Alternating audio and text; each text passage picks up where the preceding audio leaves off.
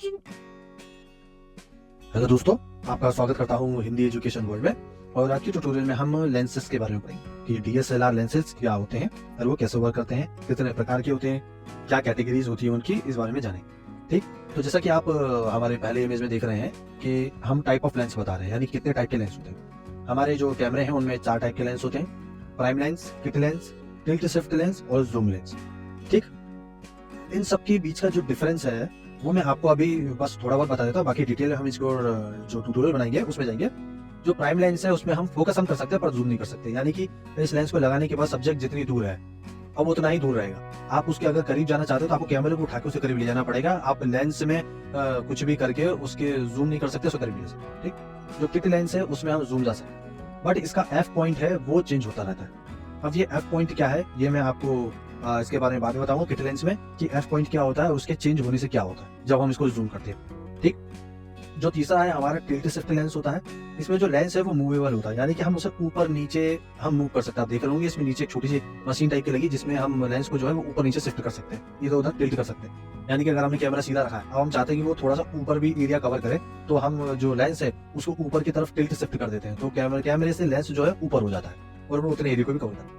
इसके बारे में भी हम और डिटेल में बताएंगे, बस आप ये समझ लीजिए कि इसका लेंस जो है वो अपने एरिया से मूव कर सकता है। ठीक, इसका प्रैक्टिकल हम बताएंगे आपको। जो हमारा चौथा लेंस होता है वो होता है जूम लेंस। जूम लेंस जो होता है वो जूम करता है और प्लस इसके एफ पॉइंट में चेंजेस नहीं होते, यानी इसका जो एफ पॉइंट है वो फिक्स रहता है। अब एफ पॉइंट क्या है इसके बारे में हम आपको बताएंगे। अब हम आते हैं अपनी अगली इमेज पे। इसमें हम आपको बताएंगे कि लेंसेज की कैटेगरी क्या क्या होती है, मतलब कि किस टाइप के लेंसेज होते हैं और वो किस तरीके की फोटो खींचते हैं। ठीक, तो जो हमारा सबसे पहला लेंस है वो है अल्ट्रा वाइड एंगल फिश आई। फिश आई यानी कि मछली की आंख जिस हिसाब से देखती है नेचर को, उसी हिसाब का फोटो इसमें खींचता है। यानी कि जितना हो सके उतना वाइड एंगल, उतना ज्यादा एरिया ये लेंस कवर करता है। ये बहुत ज्यादा एरिया कवर कर लेता है अपने लेफ्ट राइट साइड में, वो उस एरिया को पूरा बहुत ज्यादा कवर कर लेता है। कैसे करता है ये आपको आगे समझाया जाएगा। ठीक, जो दूसरा है वो है वाइड एंगल, मतलब अल्ट्रा वाइड से थोड़ा सा कम एरिया ये कवर करता है। फिर होता है स्टैंडर्ड लेंस ह्यूमन आई। हमारी आंखें जिस हिसाब से किसी भी चीज को देखती है बिल्कुल उसी हिसाब से ये उस फोटो को क्लिक करता है। ठीक है, जो हमारा फोर्थ है वो है टेलीफोटो। और टेलीफोटो जो लेंस है वो जूम के काम आता है, यानी कि अगर आप वाइल्ड लाइफ फोटोग्राफी करते हैं, नेचर फोटोग्राफी करते हैं, आपके जो सब्जेक्ट काफी दूर होते हैं उन्हें आपको फोकस जूम करना पड़ता है, तो आप टेलीफोटो लेंस का इस्तेमाल करते हैं। और अल्ट्रा टेलीफोटो लेंस का मतलब आप जानते हैं टेलीफोटो का बाप, यानी कि उससे एक्स्ट्रा जूम कर सकते हैं। ठीक है, तो अब हम आते हैं कि ये जो 5 कैटेगरी है ये किस हिसाब से फोटो खींचती है। ठीक, तो सबसे पहले हम आते हैं अल्ट्रा वाइड एंगल पे। अब अल्ट्रा वाइड एंगल फिश आई। आप देख रहे होंगे कि जो हमारा अल्ट्रा वाइड एंगल होता है वो 4 mm से लेकर के 10 mm के बीच का लेंस का होता है। ये 4 mm और 10 mm क्या है ये आपको डिटेल में बाद में बताएंगे, लेकिन अभी हम आपको थोड़ा बहुत नॉलेज के लिए बता देते हैं। ये एक रेंज होती है कि हम 10 mm से लेकर के 4 mm से लेकर के 10 mm तक इस लेंस को जो है जूम कर सकते हैं। यानी कि 4 mm पे रखा हुआ है, अब हम चाहते हैं कि हम सब्जेक्ट के थोड़ा और करीब जाए तो हम सिर्फ 10 mm तक ही इसको जूम कर सकते हैं, उसके ज्यादा जूम नहीं कर सकते। ठीक है, इसका मिनिमम पॉइंट है 4 mm और मैक्सिमम पॉइंट है 10 mm। ओके, तो ये जो इसके बीच के जो mm होते हैं उसे हम कहते हैं अल्ट्रा वाइड एंगल फिश आई। तो आप जैसे कि फोटो में आप देख रहे हैं कि इसने एक फिश आई की तरह जितना हो सके उतना एरिया कवर करने की कोशिश की है। जहां पर कैमरा रखा है उसके जितने करीब हो सके वहां तक उसने फोटो खींचने की कोशिश की है। ठीक, तो ये जो है ऐसे एरियो में इस लेंस का इस्तेमाल किया जाता है जहां पर जो एरिया है बहुत छोटा है या कमरा बहुत छोटा है और हम जितना हो सके उतना ज्यादा एरिया दिखाना चाहते हैं उस कमरे में, तो हम अल्ट्रा वाइड एंगल का इस्तेमाल करते हैं। अब हम अपने दूसरे पे आते हैं वाइड एंगल। अब वाइड एंगल देख रहे होंगे, वाइड एंगल और अल्ट्रा वाइड एंगल की अगर आप इमेज देखेंगे तो उन दोनों में बहुत डिफरेंट है। आप देखेंगे तो पीछे करके आप देख सकते हैं कि दोनों की इमेज में कितना फर्क है। ये होता है वाइड एंगल जो शुरू होता है वो 10 mm से लेकर के 35 mm तक का होता है, यानी कि हम 10 mm मिनिमम पॉइंट और 35 mm तक इस लेंस को जूम कर सकते हैं। ठीक है, ये उसका आखिरी पॉइंट है 35 mm। ये होता है वाइड एंगल।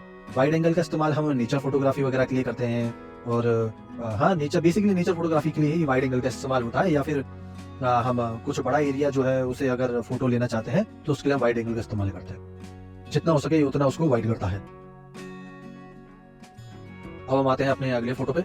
अब ये जो इमेज दिख रहा है इसे कहते हैं स्टैंडर्ड लेंस। स्टैंडर्ड लेंस की जो लेंथ होती है वो होती है 35 mm से लेकर 70 mm के बीच में।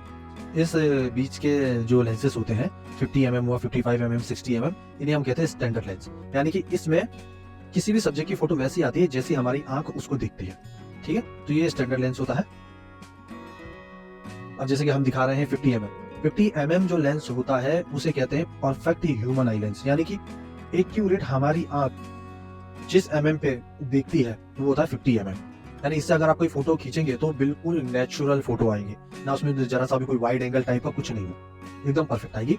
ठीक, क्रॉप सेंसर में ये 50 mm होता है और जो फुल फ्रेम सेंसर लेंस होता है उसमें ये वैल्यू 85 mm की होती है।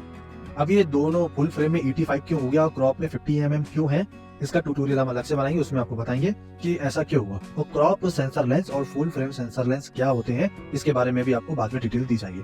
ठीक, जैसा कि आप इसमें देख रहे हैं ये मीडियम टेलीफोटो लेंस है।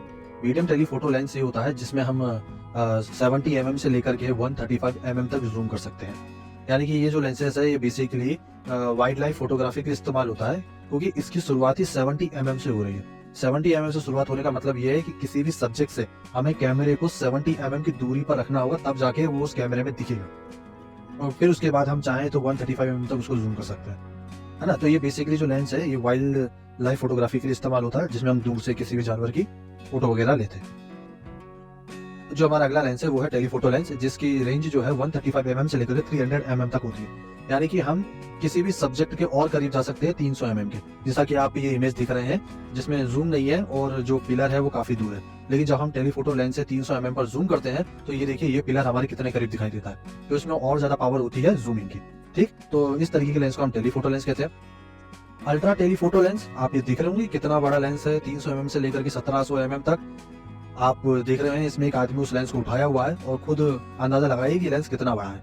इससे आप जो है चांद को भी देख सकते हैं, जितना हो सके उतना करीब से आप चांद को देख सकते हैं, जैसे कि इमेज में लगाया गया। ये होता है अल्ट्रा टेलीफोटो लेंस, यानी कि हम इससे जो है 1700 mm तक जूम कर सकते हैं। ठीक, इसके बाद आपके सामने जो आ रहा है वो है दुनिया का सबसे बड़ा लेंस, जो कि कैनन ने बनाया है इस वक्त, जो 5200 mm का लेंस है। आप देख रहे हैं ये ह्यूमन से भी कितना बड़ा लेंस है। इस तरीके के लेंसेज का इस्तेमाल तो जो गैलेक्सी में है उसमें देखने के लिए ही किया जाता है।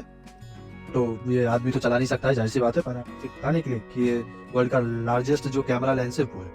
ठीक है, अब आप देख रहे होंगे आपके सामने एक चार्ट है, जो हमने आपको लेंसेज की डिटेल बताई उसके बारे में बताने के लिए एक चार्ट है कि वो किस तरीके से काम करता है, कौन से mm का लेंस किस तरीके से वर्क करता है। तो फिसाई लेंस जो है वो 4 mm से 10 mm तक, जिसकी आप नीचे इमेज देख रहे होंगे 17 mm पे, ये इस तरीके की इमेज आई है। ठीक, जो कि 10 mm यानी कि हम अगर मान ले तो उसके करीब हम 15 mm 16 mm तक भी जा सकते हैं। ठीक है, अब आप देख रहे होंगे जो वाइड एंगल होता है वो होता है 10 mm से लेकर के 35 mm तक। ठीक, फिर उसके बाद जो नॉर्मल है 50 mm से लेकर के 70 mm जो ह्यूमन आई होता है, हाउ वी सी, मतलब कि हम लोग जैसा देखते हैं उस तरीके का फोटो आता है।